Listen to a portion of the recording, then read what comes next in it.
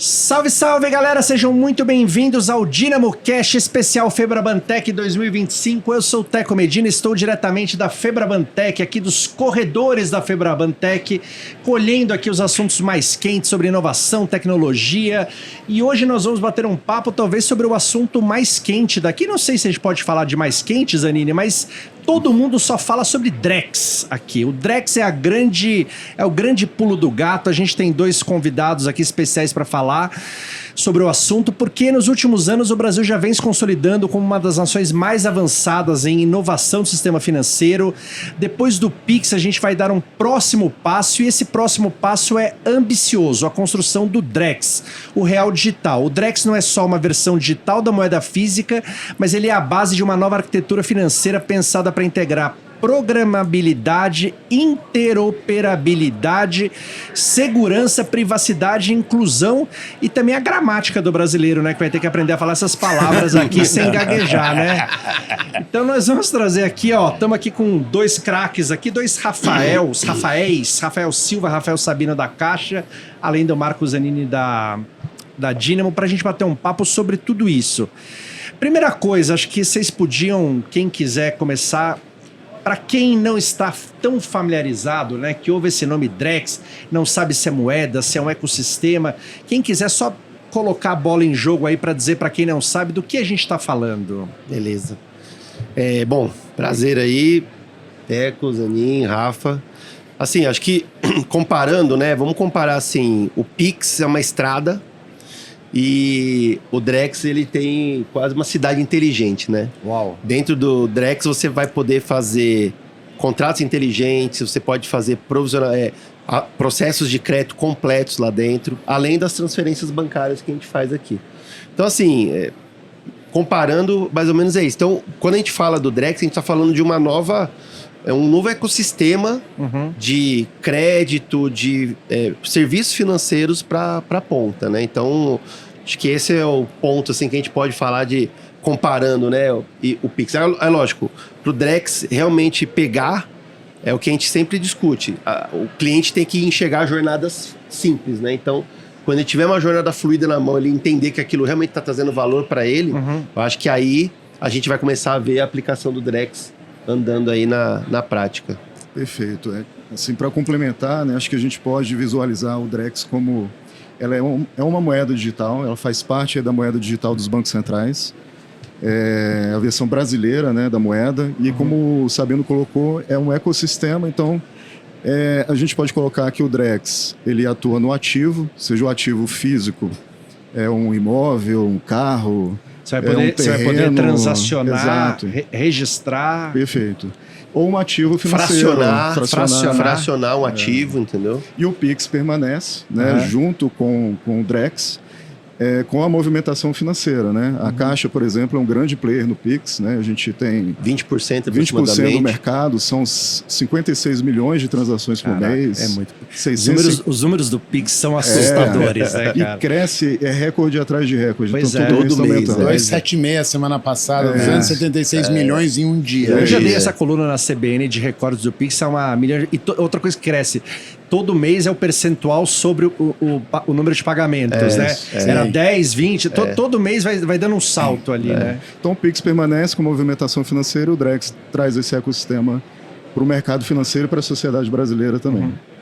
Legal, Teco. Deixa eu te falar, eu sempre olho as coisas também, claro que a gente vive tecnologia na veia, mas eu, né, no meu papel aqui sempre de fornecedor, eu tento mostrar a proposta de valor das coisas para os clientes e para as pessoas. E eu acho que tem duas propostas de valor no Drex que vão contagiar. Vocês falaram do Pix, nunca ninguém imaginou que o Pix ia bater no que está hoje. Exatamente. Né? E assim, é um fenômeno. E ele é um fenômeno porque a sociedade reconheceu isso como uma proposta de valor consistente, que independente de classe social, independente de atividade, quer dizer, hoje quando eu peço... Independente de governo, independente de partido. Exato. Quando eu peço um negócio do Brasil. Quando eu peço pizza em casa hoje, eu vou dar uma gorjeta pro cara que entregou, eu passo um Pix para ele. Eu não saco mais dinheiro no caixa eletrônico. Então, o Pix é uma revolução. E trazendo por Drex, eu vejo duas coisas. Primeiro, O Drex traz o conceito de dinheiro programável. E isso resolve um caminhão de problema. Eu vou te dar um exemplo que todo mundo vai saber. Você vai vender seu carro, beleza? Quando você vai vender seu carro... esse exemplo de vender o carro aqui para tudo. O que você faz primeiro? Reconhece firma no recibo primeiro ou o cara te paga primeiro? Pois é. O dinheiro programável vai resolver isso. Ele acontece ao mesmo tempo. Sim. Você faz uma coisa, acontece outra. Então, eu acho que a programabilidade do dinheiro, ela é uma coisa fantástica. Vou dar um segundo exemplo, para não ficar no carro, então, que todo mundo falou. Que eu não estou participando, aí eu não sabia. Não, do carro é porque é incrível como é um processo presente na vida. De todo brasileiro. E é terrível. Porque você tem que arrumar um cara, aí você tem que marcar no cartório, aí você dá o documento, eu pego o cheque, aí tinha o cheque administrativo. E fica aquela desconfiança. Que o banco avalizava, mas o cheque só pode ser nominal, porque ninguém confia em ninguém, né? E aí a minha brincadeira do cara do cartório com o bonezinho da Gaviões da Fiel é que é inacreditável que a gente confia nele, né? Ele é o cara que fala, pode assinar que a assinatura é dele, pode dar o dinheiro pra mas com o valer. boné da Gaviões eu confio cegamente. Não, mas Se fosse do São Paulo, cara, eu vendia na hora. Não, mas você entende que é muito arcaico, é chato, é inseguro, todo mundo fica com medo, é uma experiência péssima pra todo mundo. É isso. Né? Então essa é uma das coisas, mas uma das propostas de valor. Tem um cliente nosso no Nordeste, no Norte. Esse cliente nosso, ele pode receber dinheiro da Europa, fundos perdidos, para fazer um incentivo nos negócios na região norte. A primeira rodada que eles receberam desse dinheiro, eles distribuíram, fizeram financiamentos para pequenos negócios na região norte e eles rastrearam o dinheiro e depois de 5 giros, o dinheiro estava na Faria Lima. Então, o Drex vem resolver esse problema. Eu programo dizendo, esse dinheiro só pode circular nessa região do país. Ele não pode ir para outra. Então, eu vejo o Drex como uma evolução do nosso modelo de gerenciamento do dinheiro. A segunda e última parte. A tokenização das coisas talvez seja o processo de democratização do crédito de forma que a gente nunca viu.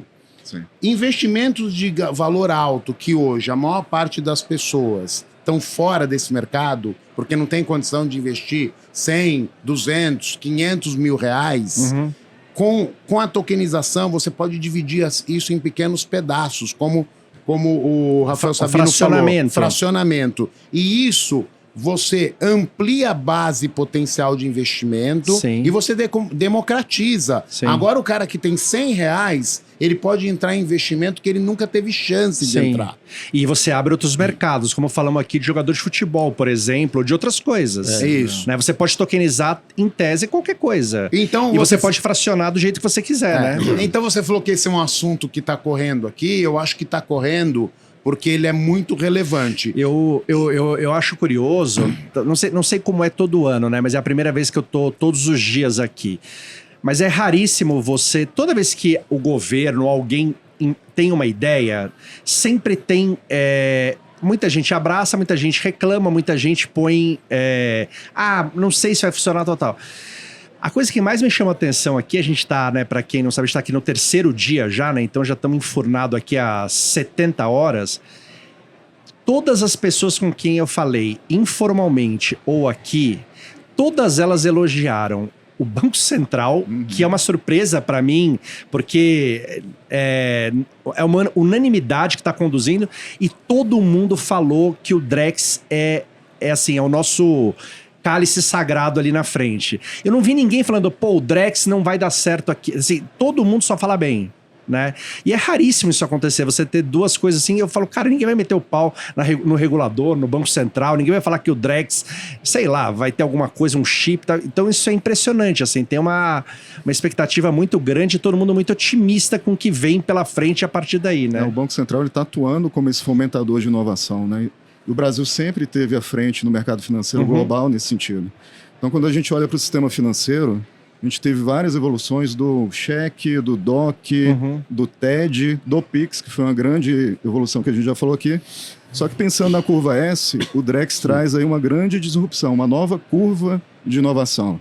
E é isso que a gente coloca. Então, assim, no mercado financeiro, abre a possibilidade de ter vários produtos. Esse exemplo da tokenização, do parcelamento do token, né, traz também na visão financeira da instituição uma diminuição de custos do produto.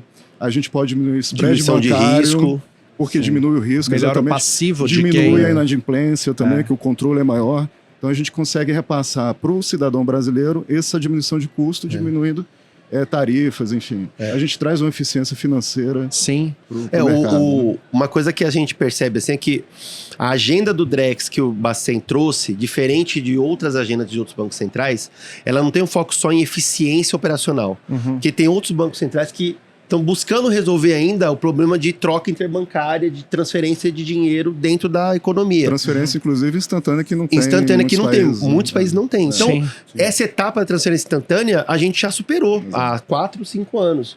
Então, o Drex, ele foca muito nisso, em inclusão financeira, ampliação do crédito, que ainda é uma barreira pra gente. Então, assim, por exemplo, o case que a gente trabalha lá dentro do projeto do Banco Central, que é transações imobiliárias. Cara, você deu o exemplo do carro aqui. Pior do que o exemplo do carro é financiar um imóvel. Verdade. O trabalho que é, cara, você vai no cartório, volta do cartório, vai na prefeitura, volta na prefeitura, e vai no banco, e registra, e transfere, e espera, e paga, e a matrícula. Cara, quando a gente traz, e isso foi uma coisa bem legal, assim, quando a gente pensou e levou o case lá pra dentro, né, junto com o Cicobi, junto com o BB, o que a gente falou? Cara, não são só os bancos. A gente tem que trazer todo mundo que está envolvido nesse processo. O ecossistema Porque todo. se você não traz quem está envolvido, o que acontece? O cara acha que você vai matar o negócio dele. E ele não participa. Não contribui. Então, quem foi o primeiro cara que a gente trouxe? Trouxemos o ONR, que é o Operador Nacional de Registro, que atende os cartórios do país. Então, esse cara vai ser o primeiro cara que a gente vai conectar para dentro. Por quê? Quando eu trago o cara para participar da rede, ele enxerga assim, cara, eu vou continuar sendo relevante, eu vou continuar fazendo parte, mas o meu papel vai mudar. Assim como o papel de todos os agentes financeiros está mudando com o Drex. Então, ele vai participar e aí o que acontece? Para o cidadão, qual vai ser a vantagem? Eu não vou mais no cartório. Nessa história dos imóveis, vai ter uma mudança também na concessão de crédito, porque você vai conseguir enxergar as garantias de outra maneira, né? Exato. E isso também é uma coisa que vai impactar muito na economia, né? Porque você consegue ter uma visão geral maior. Além da questão do financiamento em si, você abre outras possibilidades. Por exemplo, o funding imobiliário. Sim. Então, hoje, o que você tem os fundos de investimento imobiliário, que às vezes são inacessíveis, entendeu? LCIs, que são as letras de crédito hipotecárias, que é o banco comercializando um fundo em base de um financiamento.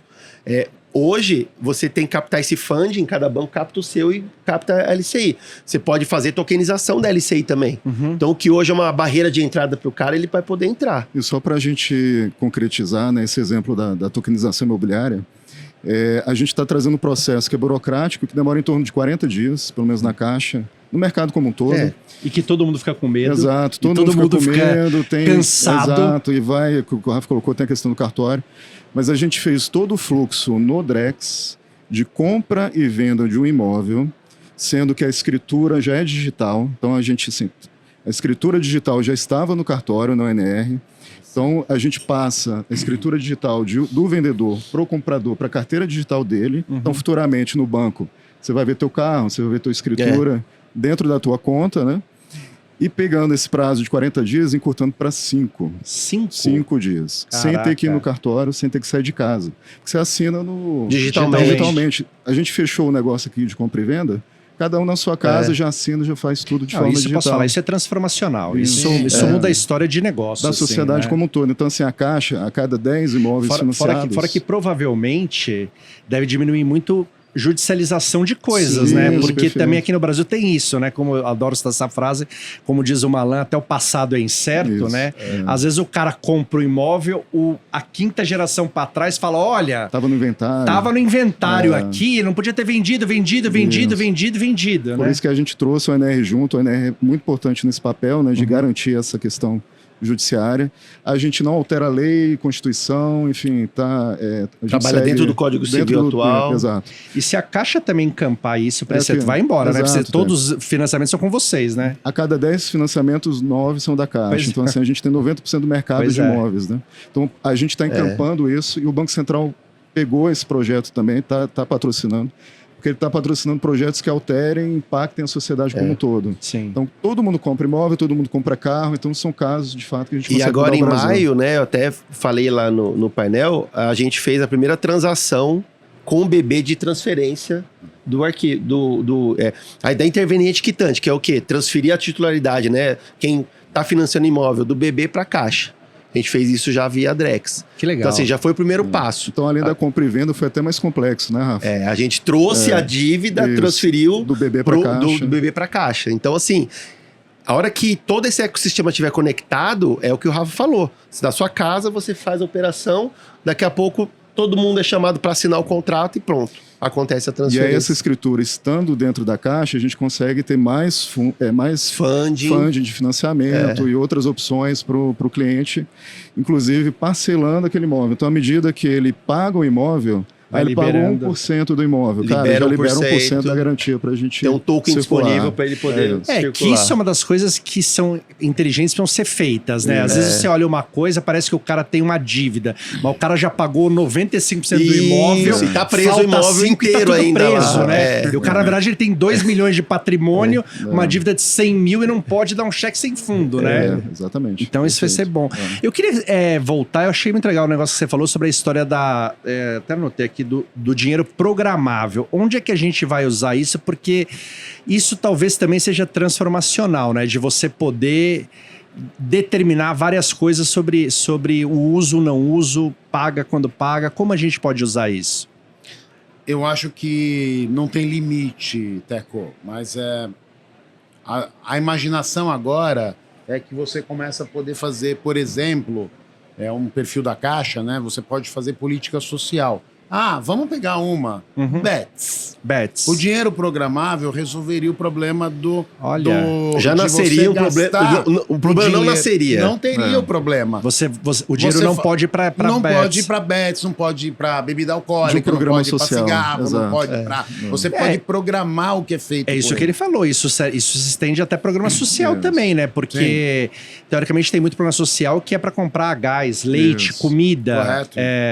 E você programa o objetivo do uso da moeda. Como você consegue carimbar aquele dinheiro se supostamente a pessoa tiver vários depósitos de outras coisas, assim? Só de curiosidade. Cada dinheiro é um pedacinho, né? É um token. Então, você carimba cada token. Então, você pode dizer o dinheiro que veio. Você consegue... Hoje, esse é o problema. Quando se falou em controlar o jogo com dinheiro que o beneficiário tinha... A discussão mas como é que você sabe se aquele dinheiro que está na conta dele é todo do programa social ou não? Sim. Porque o dinheiro hoje, ele não tem assinatura. Rastreabilidade, né? Tá certo? Ele é portador. Hoje. O dinheiro atual, o Fiat. Sim. Né? Então, com o token, você sabe o token que veio, que está programado para uma coisa e outra. Você passa a controlar isso. E uma possibilidade interessante é na carteira digital você separar em subcarteiras. Então, no futuro, a gente não vai ter mais conta corrente, vai ter uma carteira digital. Lá tem uma subcarteira de Vale Alimentação. Aí você sabe o valor de Vale Alimentação. Uma subcarteira do Bolsa Família. Uma subcarteira de CDB. Então, a gente divide conforme o objetivo da moeda. E a mesmo. pessoa consegue enxergar que aquele dinheiro... De forma transparente, de forma...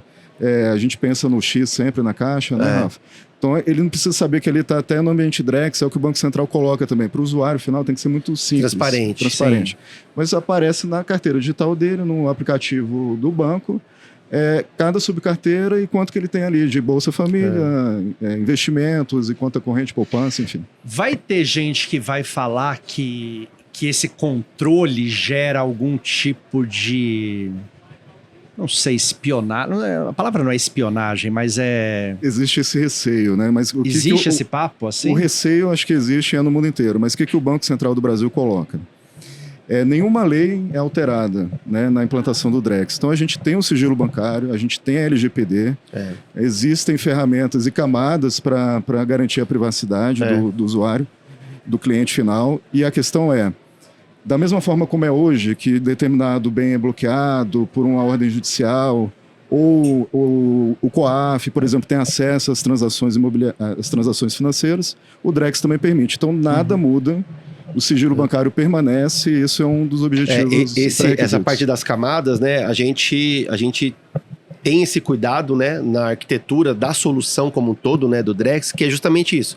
Como você tem essas possibilidades de outros negócios, não é só transação financeira, então a gente pensa, né, em camadas de segurança onde eu tenho uma camada que é a camada mais robusta de privacidade, que é a que protege as transações financeiras mesmo, para aplicar toda a legislação que eu tenho hoje. Então, aquilo que acontece hoje entre um banco, por exemplo, se eu transferir um dinheiro para o Teco, o Zanin não precisa saber que eu transferi esse dinheiro, apesar do dinheiro estar registrado em todos os nós da rede. Ele não vai saber, ele não pode enxergar. E é isso que o Banco Central está hoje implementando, essa camada de privacidade. Então, essa camada vai continuar existindo. Agora, teve um exemplo muito bom que a gente discutiu no painel sobre tokenização, que é o seguinte: estou vendendo meu imóvel. Teco, você quer que eu proteja ou que eu publique essa informação? Você quer que ela seja pública, porque eu quero que todo mundo saiba que eu estou vendendo meu imóvel. Então, essa camada, eu preciso proteger, anonimizar alguns dados. Então, você não precisa saber o meu endereço, você não precisa saber algum dado meu pessoal, mas você precisa saber que eu estou vendendo o meu imóvel. Então, essa camada ela tem que ser um pouco mais flexível, porque eu tenho que dar publicidade para alguns dados, mas ao mesmo tempo proteger aquilo que é sigiloso da transação. Como é hoje na vida real. Hoje já acontece assim. Se você quer vender um imóvel, você põe no cartão, você põe no jornal, no anunciado. O jornal é velho, né? Você põe lá no LX, você fala para todo mundo que você está publicando, que você quer dar privacidade. Você quer publicidade, não privacidade. Então, esse é uma coisa que a gente evoluiu também no Drex. Eu tenho camadas diferentes de segurança de acordo com a finalidade daquela transação que eu estou fazendo. Esse modelo brasileiro é um pouco diferente do da China. O modelo da China trouxe essa preocupação. A China, ela é um modelo centralizado, do Brasil descentralizado. Então a China, ela centraliza no Banco Central e o cliente atua junto com o Banco Central, ele não precisa de um banco. Então a custódia dele é junto ao Banco Central. O Banco Central e o governo têm controle de tudo. Isso. No Brasil não, isso é garantido por lei. Uma perguntinha só que eu esqueci. A gente está falando do Drex entrar em vigor que ano? Era esse ano, né? A gente está na segunda fase, terminando a segunda fase agora em junho. Tá. A gente está com esse case de tokenização, né? Isso, já de finalizamos imóveis, de né? imóveis, a Caixa. Agora, segunda-feira, o Banco Central anunciou que vai ter a terceira fase. Tá. A terceira fase, o Banco Central quer priorizar em colaterização. Isso. Que é essa parte de garantias, né? O que os bancos podem fazer em relação à tokenização de garantias. Tá. E aí trazer essa eficiência operacional e financeira. Depois da terceira fase, o Banco Central deve anunciar se continua, se termina, se coloca em produção. Mas assim, chutando alto, estamos falando de quando é que isso vai estar... de alguma maneira, nem que não seja com todas as funcionalidades.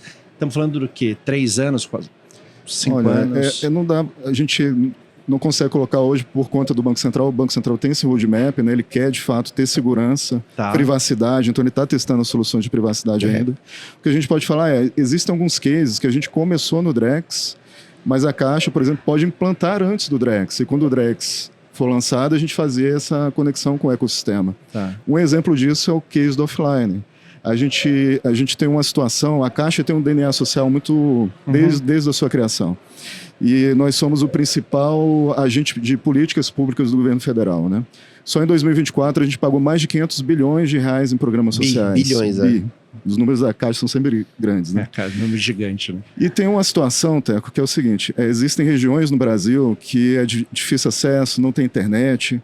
E a Caixa, por exemplo, tem as agências barco que atendem os ribeirinhos na Amazônia, né? São 2 agências barco que fazem atendimento itinerante. E nessas regiões a gente levou a possibilidade, a gente já testou numa cidade, inclusive já foi anunciado, a tecnologia offline utilizando blockchain, pagando um programa social de forma offline para que aquela moeda circule dentro da comunidade, trazendo ali uma economia, um ganho de economia para aquela comunidade. Por quê? Os ribeirinhos eles têm que se deslocar a cada 2 dias, às vezes, para Belém ou para Manaus. Para comprar coisa. Para sacar e comprar coisa lá. Sim. Porque a agência barco não leva dinheiro por e segurança. Levar numerário é muito caro. Imagina, 10 horas de barco para chegar um carro forte lá. Sim. É muito caro. Então, a partir do momento que a moeda circula, a cidade que a gente testou foi qual mesmo? São Sebastião da Boa Vista. A gente fez um estudo, então assim, só em Sebastião da Boa Vista, Se a gente implantar essa tecnologia, a gente circula 30 milhões de reais a mais. Caraca. Caramba. E a gente já está avaliando a possibilidade de implantar antes do Drex, depois quando o Drex sair, a gente faz essa integração. Nesse caso, por exemplo, do pagamento offline, o Drex ele vai funcionar basicamente como uma etapa de liquidação do dinheiro. Mas isso, eu não tenho nenhum impedimento hoje para fazer essa transação, tokenizar esse ativo dentro da carteira, e quando esse ativo for movimentado como dinheiro, eu fazer uma liquidação tradicional.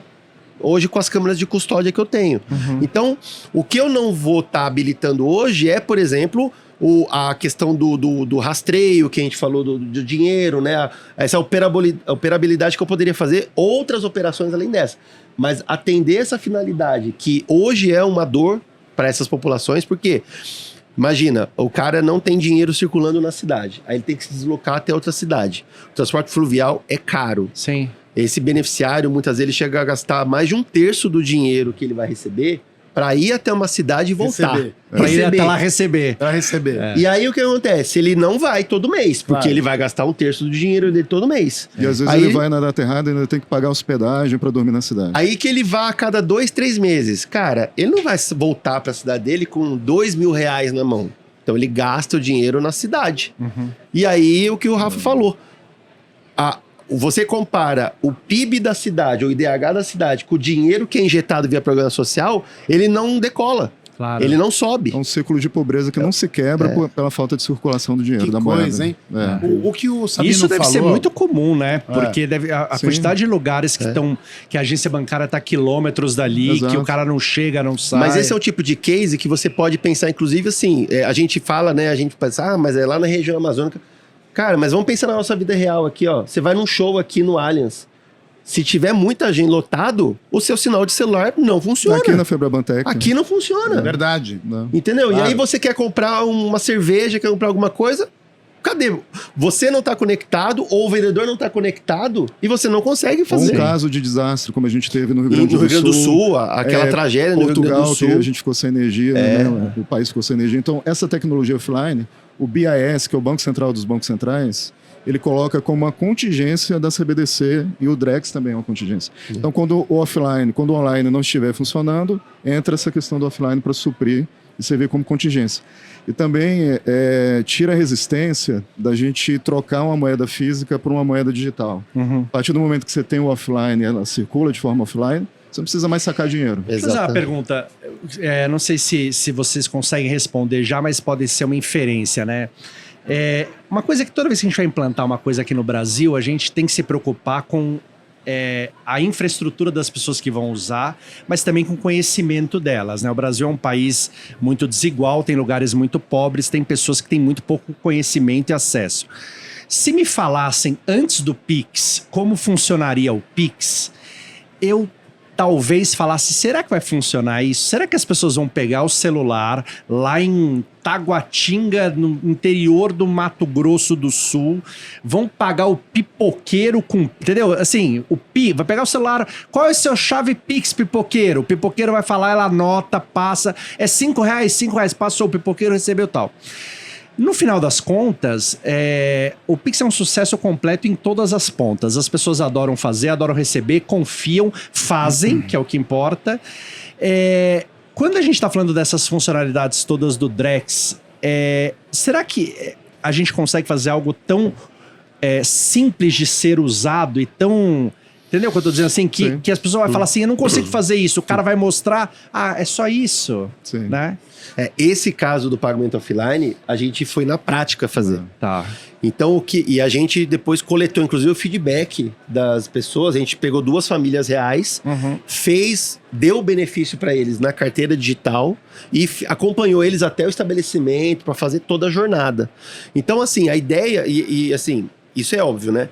Se a gente não construir jornadas simples para o cliente, ele não vai aderir. Tá. Né? Basta você ver, inclusive, quando você olha, por exemplo, o Open Finance, como ele foi se ajustando as jornadas para hoje ser uma jornada muito mais transparente.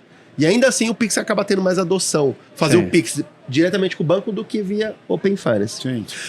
Esse caso que a gente testou lá real, por que foi bacana? Porque a gente tentou manter o mesmo modus operandi que ele tem hoje. Então o que ele faz? Ele foi até um ponto que simulou, vamos dizer assim, o crédito do dinheiro para a carteira dele. Foi na agência Barco. Na agência Barco, que acostumado. foi onde a gente estava lá, onde ele já é acostumado aí. Então imagina que ele chegasse na agência Barco e tivesse lá um totem, por exemplo, onde ele encosta o celular dele. Pronto, o dinheiro tá no celular dele. Aí ele vai com o celular dele até o local, eu quero comprar isso aqui.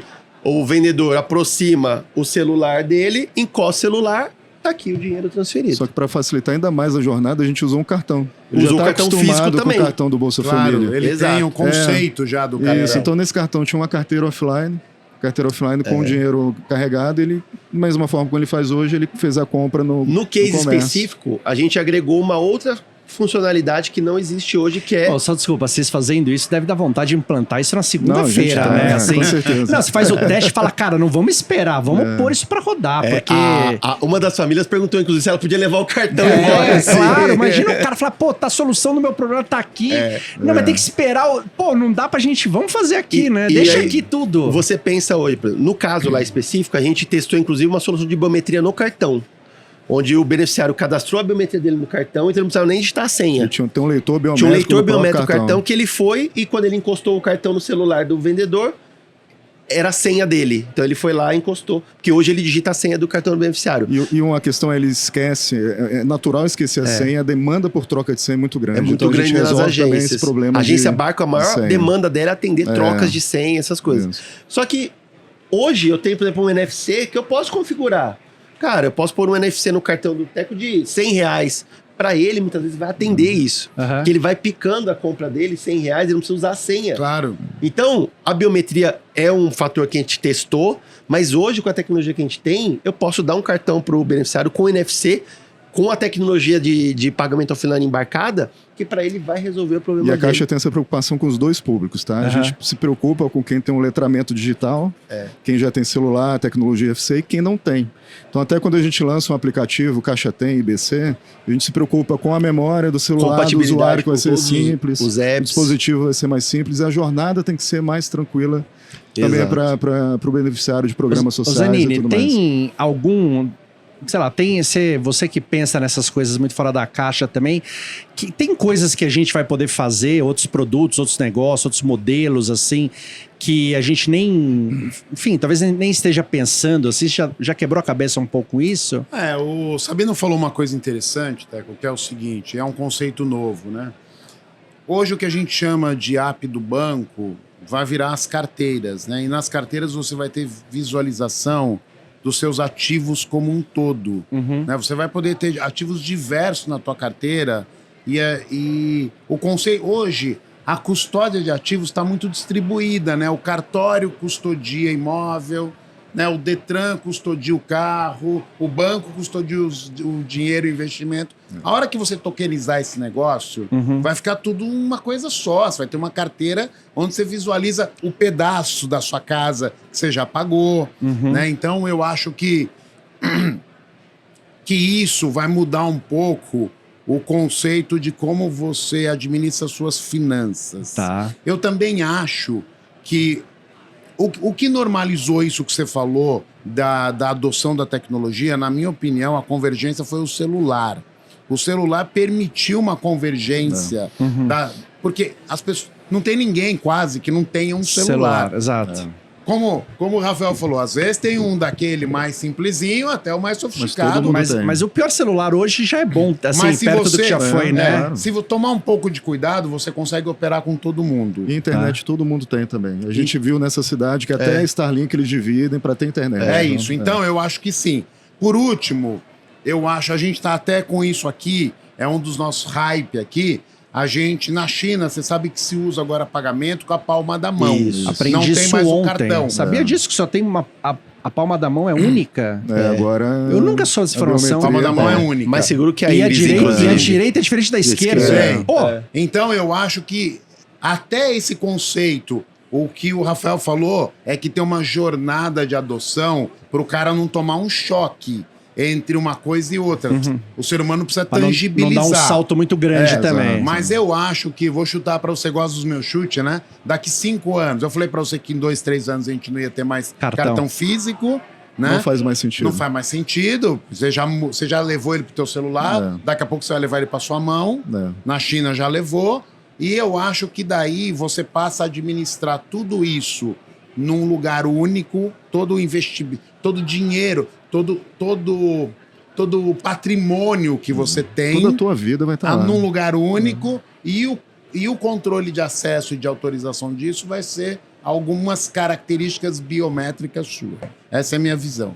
E a gente conseguirá manter a segurança também, né? Que é uma coisa que as pessoas sempre se preocupam, né? Segurança é o nosso desafio de todo dia. Todo dia. O Sabino vive isso, o Rafael também. Cada coisa que a gente implementa, os caras vêm com uma novidade. Todo dia. Aí a gente tem que implementar uma outra. Tem uma contra-indústria. Isso não vai acabar, na minha opinião. Esse negócio é progressivo, né? Ataque e contra-ataque. Então, mas eu acho que a gente tem melhorado muito. Minha leitura é que a gente tem melhorado muito. E a blockchain traz essa segurança, porque hoje o que acontece no golpe? Às vezes o fraudador ele utiliza 7 contas, 7 instituições de pagamento para o dinheiro caminhar. Circular. E sacar em alguma. Então até para a gente rastrear é complicado. Quando a gente põe no Drex, o dinheiro é rastreável. Eu sei exatamente onde ele está. Eu sei exatamente, inclusive, a origem, o destino e se ele está no teu celular. Se você sacou e está no offline do teu celular. Então essa garantia que a Polícia Federal, as instituições de segurança terão no Drex é muito maior para combater golpes. Então a gente consegue, inclusive, bloquear um dinheiro que a gente viu que foi fraudado. A linhagem, né? Você consegue acompanhar a linhagem do dinheiro, inclusive saber que foi pulverizado, para onde foi pulverizado, o que cada um sacou. Por exemplo, esse problema que a gente teve agora do INSS não aconteceria desta maneira. Sim. E se acontecesse, era mais fácil de recuperar. Porque a gente conseguiria descobrir onde o dinheiro... Exato. Sim. Ou o que virou, né? É o follow the money. A gente consegue É. rastrear exatamente onde está. Exatamente. Só que agora você consegue mais rápido e mais direto ali no negócio, né? Exato. É porque ele tem uma identidade, o dinheiro Sim. tem uma identidade, então você segue ela. O Drex é o fim dessa história ou não? A gente tá no começo, no meio? Porque ouvindo vocês falarem aqui, achei ótimo o seu exemplo, o Pix é uma estrada, o Drex é uma cidade. Tem coisa depois disso, assim? Porque parece tudo...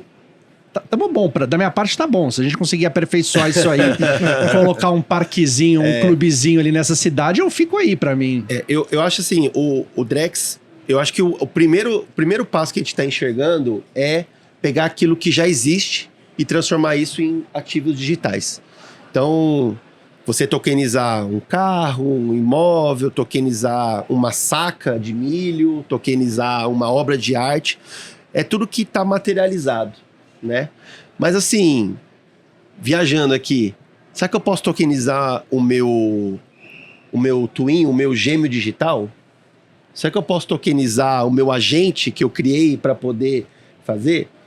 Eu não estou nem entrando no mérito de monetizar ou não. Estou pensando só em tokenização, em criar um ativo digital em cima daquilo que existe. Porque aqui eu estou falando de coisas materiais. A gente está materializando, pegando coisas materiais e criando tokens, né? Mas eu tenho um mundo digital que está aparecendo aí agora que a gente está tateando ainda. Então eu tenho lá o meu twin digital que eu posso fazer exames, posso fazer um teste nele e ver se eu vou ter uma doença cardíaca daqui a pouco. Cara, eu posso tokenizar isso? Eu posso monetizar isso? O que eu posso fazer com isso? E abre uma gama de possibilidades para uso com inteligência artificial também, né? Exato. Então, assim, a partir do momento que a gente coloca tudo no digital, por que não ter um agente de IA que é o meu agente financeiro? Que ele vai ver as melhores oportunidades, as melhores taxas. Porque quando der errado, você não vai querer reclamar com ele. Você precisa... Para reclamar, você quer uma pessoa física ali. Mas isso uma instituição pode usar como a IA nessa possibilidade. Ele reclama com a instituição, né? Mas abre a possibilidade da gente ter mais negócios e ter mais também a melhor taxa para o cliente, a melhor... Enfim, para o mercado como todo. Eu acho que essa história do assessor, eu brinco, já me perguntaram isso e estão desenvolvendo, né? Assessor de investimento eletrônico. E eu falo que eu acho um passo, é curioso, isso é um passo difícil de ter, porque as pessoas não confiam e ainda o contato humano, de você confiar na pessoa, é muito importante nessa área de investimento. Em alguns lugares é o gerente do banco, às vezes é o cunhado, vai explicar que o cara não entende nada, ele confia no cunhado, né? Mas tem uma coisa que é interessante, que é o seguinte, para você ajudar, né, e eu falo que eu fiz isso a minha vida inteira. Para eu, se o Zanini fala assim para mim, olha, eu queria que você desse uma olhada nos meus investimentos. Para eu ajudá-lo, de verdade, eu só tenho 2 caminhos. Ou eu dou as informações que eu acho que vão acontecer para que ele tome a decisão. Então eu acho que a economia vai para cá, que o dólar, e ele toma a decisão. Ou eu preciso conhecê-lo tanto a ponto de eu saber que ele não suportará um fundo de ação se a bolsa cair 10%. Qual é o perfil dele? Mas assim, é um conhecimento que só ele tem sobre ele. Exato. Mas a IA conseguiria.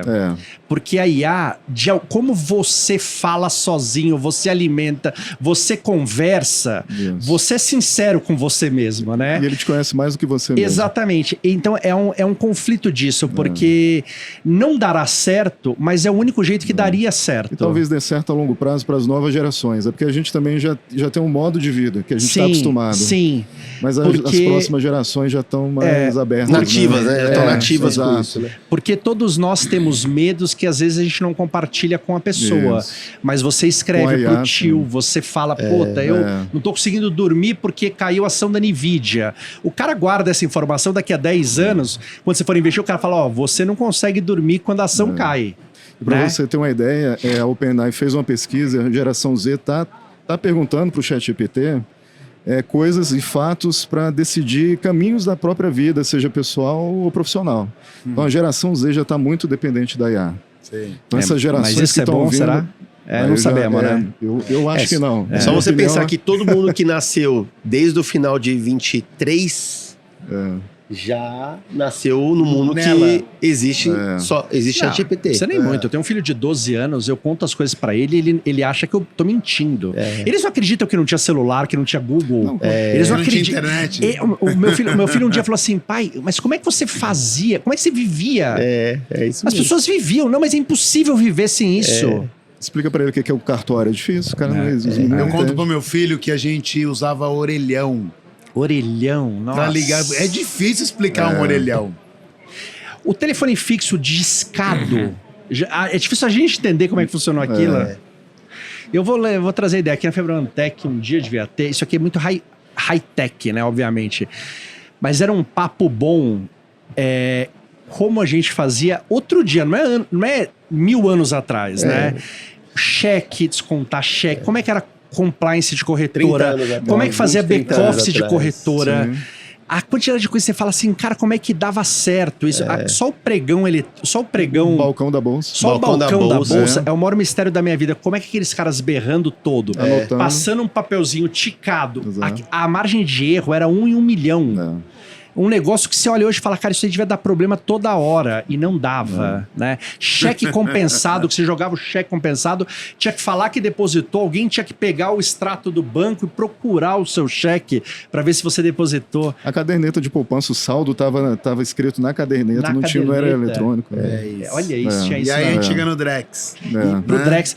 Mas, cara, é pouco tempo, se você parar pra pensar. Estamos falando de 30 anos, 35 anos no máximo. A nossa geração pegou todas essas mudanças. Pegou todas as mudanças, né? A gente é musicado, né? A digitalização, a migração para dados, né? Uma estrutura de dados, e agora e assim... Acho que é um privilégio isso. A gente ter passado por tudo isso é um privilégio. É um privilégio, mas é um conflito, né? A gente nasceu analógico, nasceu machista, nasceu tudo tá mudando. Você tem que pegar a roda... pegando, né, para pegar o celular, assim, se me falassem 20 anos atrás que a minha vida tá aqui, eu não tinha telefone fixo. Teve gente que casou pra ganhar telefone fixo. Mas já você fala pra ele que sua vida tá num negócio desse. Exatamente. Isso é muito maluco.